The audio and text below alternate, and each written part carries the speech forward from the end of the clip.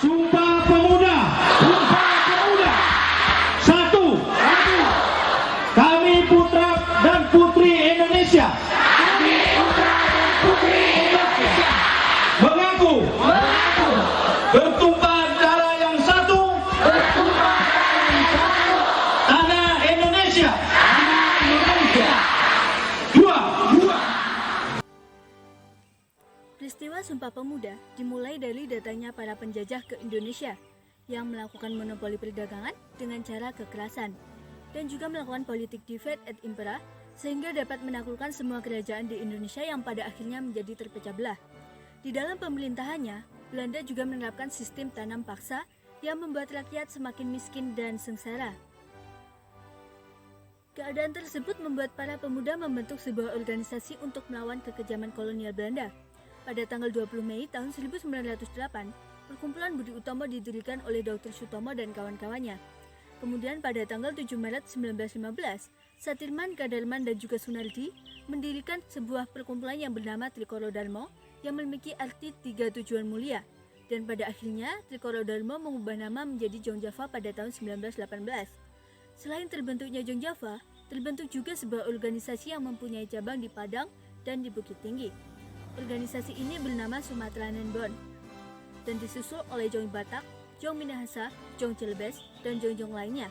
Pada tanggal 30 April sampai dengan 2 Mei 1926, terjadilah Kongres Pemuda I yang bertempat di Jakarta dan dipimpin oleh M. Tabrani yang juga dihadiri oleh seluruh organisasi pemuda yang memiliki tujuan untuk membentuk suatu organisasi pemuda tunggal agar dapat mengukuhkan persatuan dan kesatuan bangsa Indonesia.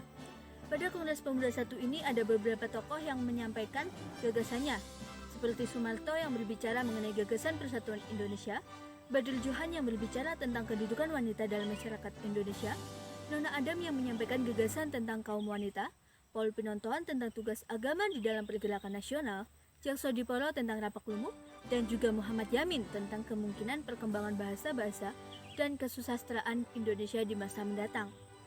Kongres Pemuda I ini menghasilkan keputusan yaitu mengakui cita-cita persatuan dan juga mendorong penggunaan bahasa persatuan yaitu bahasa Indonesia, serta terbentuknya organisasi baru yang bernama Jong Indonesia atau dikenal dengan Pemuda Indonesia pada tanggal 15 Agustus 1926, di mana organisasi ini merupakan gabungan dari organisasi Jong Java, Jong Celebes, Jong Minahasa, Sekarupun, dan juga Jong Sumatranen Bond, dan organisasi yang diketuai oleh Sugondo Jojo Puspito yang bernama Perhimpunan Pelajar-Pelajar Indonesia juga terbentuk pada September 1926.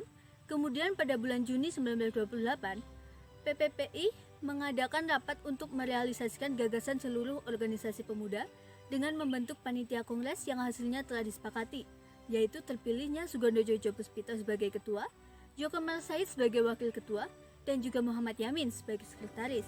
Kongres yang dimaksudkan ialah Kongres Pemuda II yang akan dilaksanakan pada tanggal 27 sampai dengan 28 Oktober tahun 1928 di Jakarta. Di dalam Kongres Pemuda II ini menghasilkan keputusan penting yang disebut sebagai Sumpah Pemuda. Selain itu, pada kongres tersebut, lagu Indonesia Raya ciptaan W.R. Supratman juga ditetapkan sebagai lagu kebangsaan serta ditetapkannya bendera merah putih sebagai bendera pusaka Indonesia.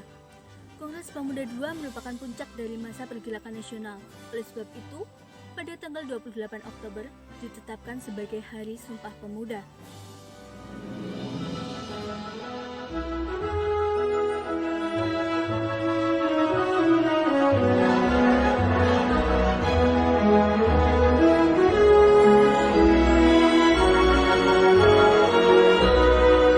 Kami, putra dan putri Indonesia, mengaku bertumpah darah yang satu, tanah Indonesia.